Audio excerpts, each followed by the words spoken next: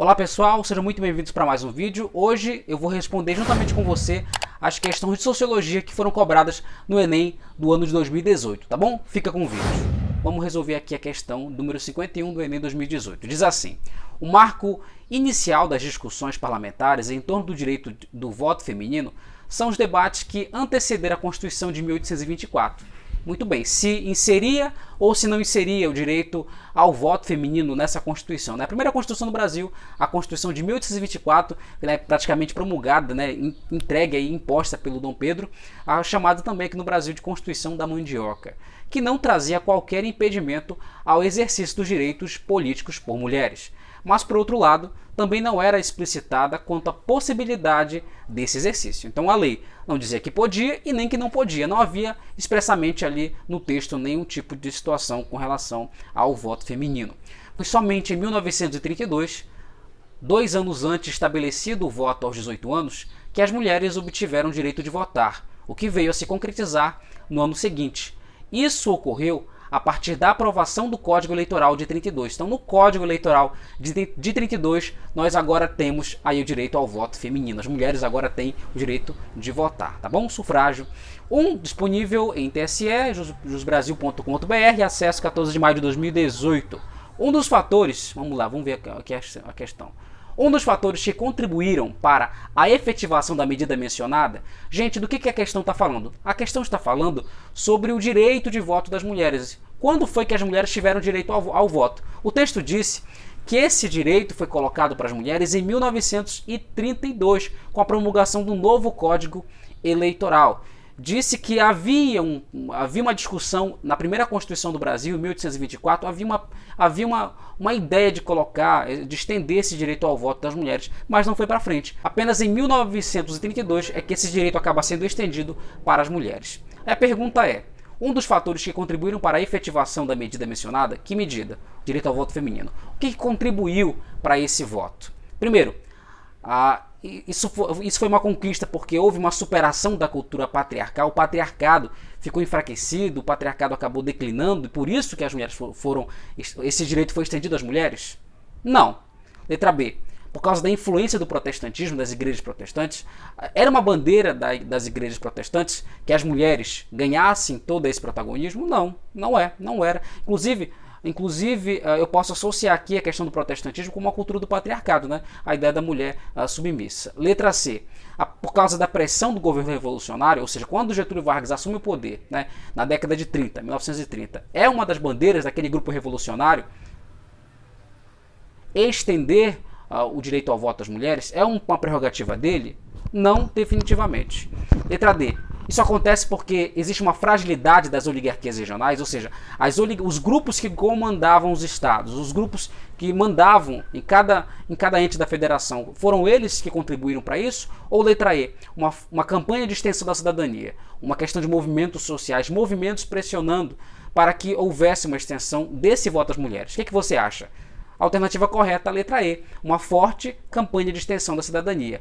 Uma campanha foi colocada, um movimento social para pressionar a sociedade de que as mulheres deveriam de fato ter o direito ao voto. Não foi a superação da cultura patriarcal, não foi a influência das igrejas protestantes, não foi por conta do poder revolucionário do grupo que estava comandando, junto com Getúlio Vargas na década de 30, e também não foi porque as oligarquias se fragilizaram, mas foi principalmente por conta de um forte apelo à cidadania, os movimentos sociais aí, letra E. Bora ver se está certo. Marcar a letra E.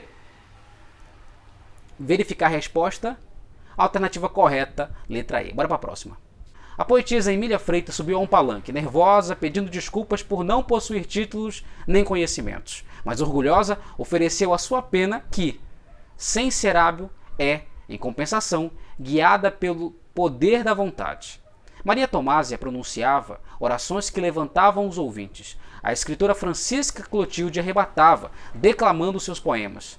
Aquelas angélicas senhoras, heroínas da caridade, levantavam dinheiro para comprar liberdade e usavam de seu entusiasmo a fim de convencer os donos de escravos a fazerem alforrias gratuitamente. Então nós temos algumas mulheres aqui mobilizadas, mulheres intelectualizadas, mobilizando aí para uma questão de libertação, libertação, a compra da liberdade de alguns escravos, não é isso? Então vamos lá. Mirância disponível em opovoonline.com.br, acesso 10 de junho de 2015. As práticas culturais narradas remetem, ou seja, nos lembram de quê, historicamente? A que movimento? Ao movimento feminista? Olha, embora eu tenha mulheres aqui no nosso contexto, não é o direito das mulheres que está sendo colocado em pauta, e sim o direito à liberdade dos escravos. É um movimento sufragista, ou seja, é um movimento que quer buscar o direito ao voto das pessoas, está lutando pelo voto, pelo direito de exercer a sua cidadania, escolhendo o presidente, o governante da nação? Não.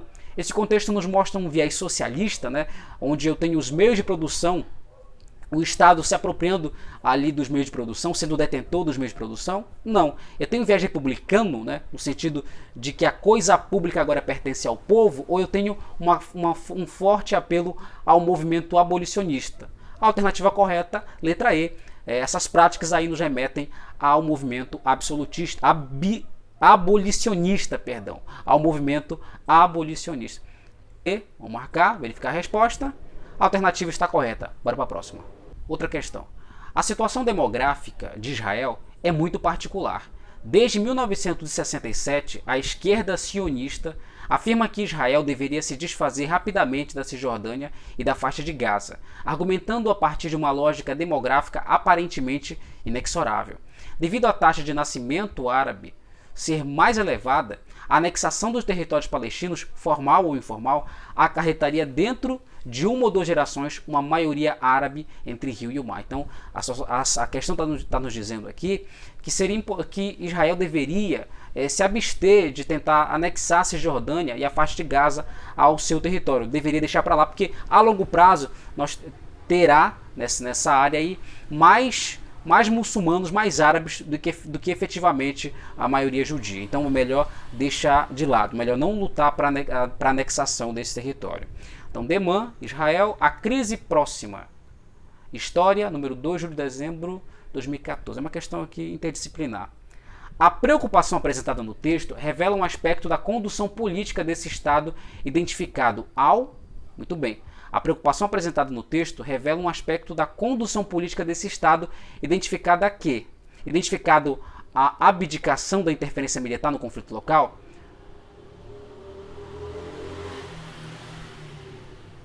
Identificado a busca da preeminência étnica sobre o espaço nacional?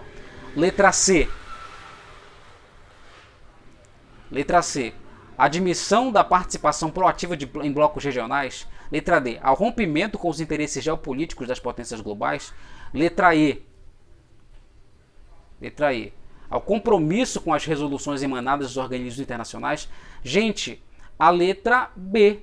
A busca da preeminência étnica sobre o espaço nacional. A grande questão aqui é de que aquele espaço, a um curto e longo prazo, haverá uma outra etnia, uma etnia diferente do povo de Israel, na visão deles. Letra B, com certeza letra B. Verificar a resposta.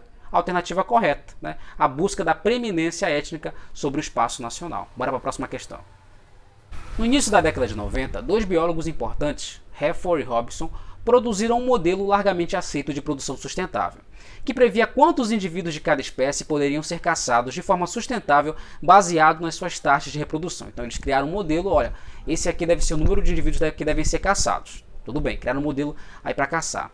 Os seringueiros do Alto Juruá tinham um modelo diferente, a quem eles afirmava que estavam caçando acima do sustentável. Eles diziam que não, nós não estamos caçando acima do nível aceito. Que o nível de caça dependia da existência de áreas de refúgio em que ninguém caçava. Ora, esse acabou sendo o modelo batizado de Fonte Ralo, proposto 10 anos após o primeiro por Navarro e Bosner, e o próprio Heffer que suplantou o modelo anterior. Então, dois biólogos criaram um modelo e caçadores criaram outro, seringueiros do Alto Juruá criaram outro modelo. Bora lá. No contexto de produção científica, a necessidade de reconstrução desse modelo, conforme exposto no texto, foi determinado pelo confronto, ou seja, houve um confronto aqui do modelo criado pelos biólogos, dos cientistas, e o modelo criado aqui pelos seringueiros, os homens que têm a vida na prática, né, que têm a prática da caça. Letra A, por que teve esse confronto? O que determinou esse confronto? A conclusão operacional obtida pela lógica dedutiva? Letra B, a visão de mundo marcada por preconceitos morais? Não há nenhuma visão moral aqui nas questões, não se trata de moralidade, entre o que é certo e errado, não pode ser letra B. Letra C, hábito social condicionado pela religiosidade popular, há alguma menção, algum preceito religioso no nosso contexto? Não. Letra D, conhecimento empírico apropriado pelo senso comum. Gente, o que é conhecimento empírico? É o conhecimento prático, da experiência. Os biólogos criaram um modelo para caça e os seringueiros criaram um outro modelo pela prática. Eles falaram, olha, funciona desse modo, a nossa prática é essa.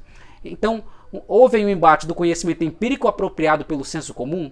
Pode ser? Pode ser a letra D. Bora ver se a letra E está mais completa. Letra E. Padrão de preservação construído por experimentação dirigida. Só pode ser o quê? A letra D ou letra E? O que você acha? Letra D. Conhecimento empírico apropriado pelo senso comum. Ou seja, o conhecimento da experiência, o conhecimento da prática. Os dois criaram modelos, os cientistas criaram modelos. E os seringueiros criaram conhecimento da prática. Eles, olha, a nossa caça é desse modo, a gente funciona desse jeito e assim dá certo. Será que é a letra D? E letra E. Padrão de preservação construído por experimentação dirigida. Qual alternativa está correta? A alternativa correta, letra D.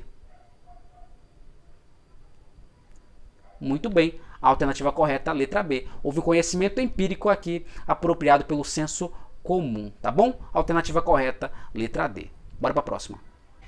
Temos aqui na questão de número 79 do Enem 2018, que tem uma imagem, está escrito assim: ela seria adorável se não fosse doentia, né? Aí aparece aqui um texto, não dá para ler o que é.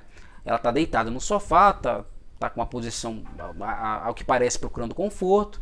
E embaixo está a saúde da mulher, né? Que indica que ela é doente, que ela é frágil, né? Que ela tem uma fragilidade física, talvez. E aqui uma fragilidade biológica. E aqui do lado aparece um remédio, ó. Tem imagem de um remédio, um tônico, né? Para fortalecê-la, deve ser isso. Aí diz assim: o anúncio publicitário da década de 40 reforça os seguintes estereótipos, ou seja, o seguinte preconceito, a seguinte pré-noção que as pessoas têm acerca das mulheres, atribuídos historicamente a uma suposta natureza feminina. Tudo bem? Então havia uma crença, essa imagem, ela reforça crenças que as pessoas têm em relação às mulheres. Pelo que eu estou vendo aqui, já dá a ideia de doença, né? Mulher frágil, mulher doente, não é? É o que diz a imagem aqui. Bora ver. Essa imagem reforça o quê? Há um pudor inato e um instinto maternal? Há um pudor inato e há um instinto de mãe? Não há necessariamente na imagem isso. Há uma mulher fraca, né? Ali, ó, mulher doente, não é isso? Ali um tônico, um remédio. Com certeza propaganda de algum remédio. Letra B. Uma fragilidade física e a necessidade de aceitação? Pode ser que sim. Uma fragilidade física por causa da questão da saúde. Pode ser que sim, né? E uma necessidade de ser aceita pela sociedade. Um dos principais estereótipos é esse em relação à mulher, de que ela precisa ser aceita, ela tem que se arrumar para ser aceita socialmente. Pode ser a letra B. Bora ver a letra C. Um isolamento social e procura de autoconhecimento. A gente está vendo aqui um indicativo de que ela está se isolando socialmente e de que ela está em busca do autoconhecimento. Não há necessariamente na imagem nenhuma indicação disso. Letra D. A dependência econômica e desejo de ostentação. Gente, é uma propaganda de um remédio, não é isso? Não há ali um desejo de ostentar nada. Letra E. Uma mentalidade fútil, vazia, uma conduta hedonista, né? Busca pelo prazer. Será que é isso? Bora lá. Só pode ser a letra B. Fragilidade física e necessidade de aceitação. Vamos ver a resposta. Resposta correta, letra B. Bora para a próxima. Um dos teóricos da democracia moderna, Hans Kelsen, considera elemento essencial da democracia real, não da democracia ideal, que não existe em lugar nenhum, o método da seleção dos líderes, ou seja, a eleição. Então ele está dizendo aqui que uma das características essenciais da democracia moderna, da democracia real, é nós podermos escolher os nossos governantes. Exemplar nesse sentido é a afirmação de um juiz da Corte Suprema dos Estados Unidos, por ocasião de uma eleição em 1902, lá no início do século XX. Diz assim: a cabine eleitoral é o templo das instituições americanas, onde cada um de nós é um sacerdote, ao qual é confiada a guarda da Arca da Aliança e a cada um oficia do seu próprio altar. Então, você percebe aqui no texto dele a valorização do sufrágio e das eleições, né, como uma ferramenta da democracia. Bobbio, né, o Norberto Bobbio, a Teoria Geral da Política, Rio de Janeiro, Elsevier, 2000 adaptado. As metáforas utilizadas no texto referem-se a uma concepção da democracia fundamentada em que? Essa metáfora que ele foi colocado aqui no texto, de que o homem entra na cabine e aí ele é o templo das instituições, isso nos lembra o quê? Isso faz uma ligação com o quê? Letra A. Na justificação teísta do direito, ou seja, justificar o direito a partir da concepção de Deus. Letra B. na rigidez da hierarquia de classe, há no texto alguma relação, alguma situação de classe? Não há. Alguma relação de classe não há. Letra C, na ênfase, no destaque formalista da administração? Não. Letra D, no protagonismo do Letra D, protagonismo do executivo no poder, de que o poder executivo ele é o principal? Há alguma relação quanto a isso? Letra E, na centralidade do indivíduo na sociedade? Qual a alternativa correta? Letra E, de que o indivíduo ele é importante na sociedade para conseguir escolher os seus governantes. Ou seja, eu coloco um destaque maior para o indivíduo porque é ele quem escolhe. Então a metáfora nesse caso aí está centralizada no indivíduo, porque é ele que vai escolher o seu governante. Então ele vai entrar no templo, é dele a escolha para o chefe da nação. Só pode ser a letra E. Bora marcar a letra E, verificar a resposta. A alternativa correta, letra E, tá bom? Bora para a próxima. A tribo não possui um rei, mas um chefe, que não é chefe de Estado. O que significa isso? Simplesmente que o chefe não dispõe de nenhuma autoridade, de nenhum poder de coerção, de nenhum meio de dar uma ordem. O chefe não é um comandante. As pessoas da tribo não têm nenhum dever de obediência. O espaço da chefia não é o lugar do poder, essencialmente encarregado de eliminar conflitos que podem surgir entre os indivíduos, famílias e linhagens. O chefe só dispõe para restabelecer a ordem e a concórdia do prestígio que lhe reconhece a sociedade. Mas evidentemente prestígio não significa poder, e os meios que o chefe detém para realizar sua tarefa de pacificador limitam-se ao uso exclusivo da palavra. Então está falando aqui sobre o chefe da tribo, ele fala que esse chefe não é um chefe de Estado, não é chefe de governo, não tem força de polícia. O único instrumento, a sua existência na tribo está mais relacionada ao arbítrio de conflitos, intermediar conflitos, eliminar conflitos, resolver problemas. E diz aqui que ele não tem o uso da força, a única coisa que ele utiliza para resolver problemas, para resolver esses conflitos, é a sua palavra, são os conselhos, né? Muito bem. Clastes, a Sociedade contra o Estado, Rio de Janeiro, Francisco Alves, 1982, adaptado. Diz assim: o modelo político das sociedades discutidos no texto contrasta com o do Estado liberal burguês. Por que ele é diferente? No Estado burguês eu tenho um conjunto de leis, eu tenho um conjunto de regras, eu tenho um poder limitado, eu tenho ali um legislativo, eu tenho ali uma burguesia, eu tenho ali meios de produção, eu tenho ali classes. E aqui no Estado, aqui nessa sociedade, nesse modelo político dessa sociedade discutida, eu tenho um outro patamar, que não tem uma hierarquia constituída, não tem um código de leis, eu só tenho basicamente uma tradição. Então, olha só, aí qual é o contraste, qual é a diferença entre os dois? Por que os dois são diferentes, os dois modelos? Letra A, por quê? Por causa da imposição ideológica e das normas hierárquicas. Existe uma imposição da ideologia e existem normas hierárquicas? Não, não há uma imposição ideológica e também não há uma hierarquia propriamente dita nessa sociedade que foi apresentada no texto. Letra B, por conta da determinação divina e da soberania monárquica. Gente, não há aqui uma soberania da monarquia, não há nenhum vestígio, nenhum sinal de uma monarquia na tribo. Letra C, a intervenção consensual e a autonomia comunitária. O que é uma intervenção consensual?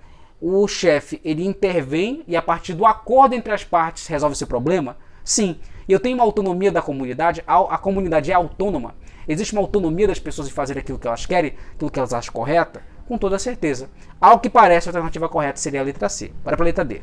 É diferente porque na tribo existe a mediação jurídica e regras contratualistas, não há nenhuma mediação jurídica na tribo. Letra E. Na gestão coletiva e obrigações tributárias, não há uma gestão coletiva e não há uma obrigação tributária. Não há. Alternativa correta, letra C, uma intervenção consensual e uma autonomia comunitária. Bora ver. Muito bem, a alternativa está correta. Bora para a próxima. Em algumas línguas de Moçambique, não existe a palavra pobre. O indivíduo é pobre quando não tem parentes. A pobreza é a solidão, a ruptura das relações familiares, que na sociedade rural servem de apoio à sobrevivência. Os consultores internacionais, especialistas em elaborar relatórios sobre a miséria, talvez não tenham em conta o impacto dramático da destruição dos laços familiares e das relações de entreajuda. Nações inteiras estão tornando-se órfãs e a mendicidade parece ser a única de uma agonizante sobrevivência, a única via de uma agonizante sobrevivência. Então o texto está dizendo aqui que para além da pobreza, para além da questão de ter dinheiro ou não, aqui a questão da pobreza está mais ligada à solidão. O indivíduo ele realmente está vulnerável quando ele está sozinho. Quando ele tem família, praticamente essa percepção de pobre, de escassez, não é sentida. Então, mais importante do que dinheiro é o fortalecimento das famílias. É o que parece aqui no nosso texto, tá bom? Ó, nações inteiras estão se tornando órfãos e a mendicidade parece ser a única via de uma agonizante sobrevivência.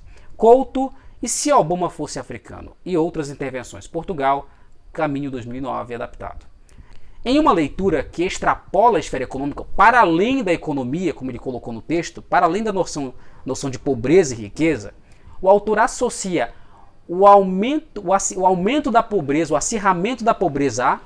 O que ele atribui o aumento da pobreza? Percebam, lá no texto ele coloca que uma pessoa só é pobre quando não tem parentes.